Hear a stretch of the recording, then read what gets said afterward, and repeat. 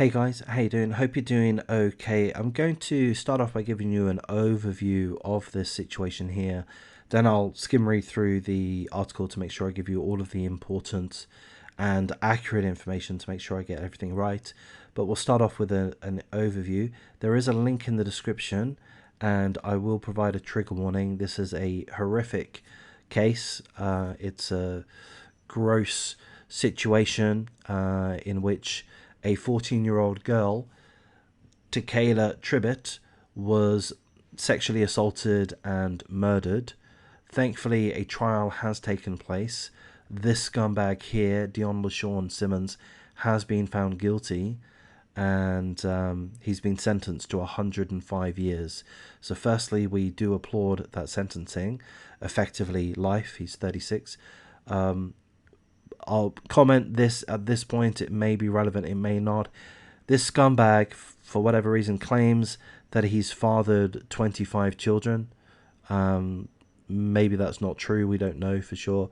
Maybe that's not relevant. Maybe it is, but I think it's a little bit odd. It's one of the details that we're aware of this scumbag. And of course, here's a picture of the victim, Takayla Tribbett. We will read through the details more thoroughly, but essentially, she was a runaway. She was staying in a homeless shelter in Chicago 5 days prior to her death. She met with this evil, psychotic scumbag, Dion LaShawn Simmons. There was a birthday party. We'll read through that in a moment. And unfortunately, Takayla Tribbett's body was found with her arms tied behind her back. She had been sexually assaulted and she had been killed by this scumbag. So that's as good as an overview as I can give you. So we're going to read through the details more thoroughly so that we get all of the information. If you do like this type of content, or rather if you see value in this type of content, true crime articles which are being published today or the day before, I'm typically starting off with an overview and then going through things more thoroughly. If you like that type of thing, if you see value in that, please do show me some encouragement, like, comment, subscribe, share the video as you see fit. But now we'll read through the details more thoroughly, perhaps not every last detail in the article, but most of it to fill in all of the gaps. So for those that are going to leave at this point, thanks for your time, and for those that are going to stick around, let's begin. A Chicago man will most likely die in prison after being sentenced to 105 years for executing a 14-year-old runaway girl found dead in an alleyway after a sex attack.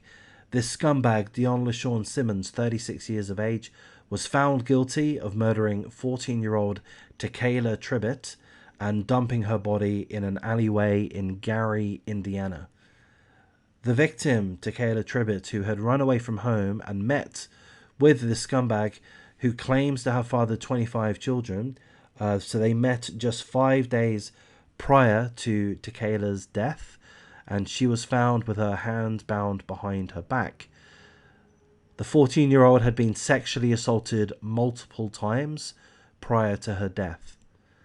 One report described the alley where she was found as being trash-filled. Another, and I'm not quite sure what to make of this, but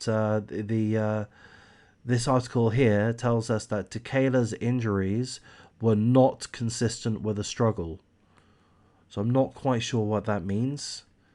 I'm not quite sure what to make of that. Was she perhaps drugged? Was she not in a position to struggle? I don't know. It's believed that the scumbag met Takayla at a birthday party 5 days before she was murdered. During the trial, it emerged that it emerged that Takayla told a friend that she had been communicating with a man named Dion LaShawn via Facebook. Takayla was described as a runaway. It was the shelter where she had been living that raised the alarm when she went missing. So, I mean, am I a bit silly to congratulate the shelter there? But it seems like the shelter did the right thing, which of course they ought to. And there is a picture of Tequila Trivett. Lake County Deputy Prosecutor Doug Shaw referred to the scumbag's crime as an execution. The 105-year sentence was the maximum allowed by law. The deputy prosecutor had earlier called the victim a defenseless child. Yes, a 14-year-old, a defenseless child. During the investigation, the scumbag told investigators that he fathered 25 children, but that he only knew 9 of them by name. The scumbag had been adamant that he had nothing to do with Tequela's death. He said that when the teen was killed, he was having sex with a hooker at a truck stop in Gary, Indiana. So there's a fine motive, isn't there? Sorry, a fine alibi. The scumbag's cell phone was linked to the area at the time when Tequila was killed. DNA analysis was also used by detectives to establish a strong prosecution against the scumbag. The scumbag was not arrested until over a year after Tequila was killed. So the article doesn't tell us when this incident happened, when this murder happened, but I take it happened. I don't know when it happened. He was arrested in March 2022, I think. No, he was found guilty in March 2022. So I don't know when this happened. Presumably February 2021 or prior to that. The Times reported at the time of his arrest that he was taken into custody in Chicago and extradited to Indiana. When he was interviewed, the scumbag said that he did know Tequila and would give her rides, pay for her to get her hair and nails done, and bought her foods. The scumbag denied that their relationship was sexual. So there we go. There's the full article. The guy has been found guilty despite his plea of not being guilty, despite his alibi of having had sex with a truck stop hooker at the time of Tequela's death. But thankfully, the investigators have science on their side. DNA analysis was used by detectives to establish a strong prosecution against the scumbag in question.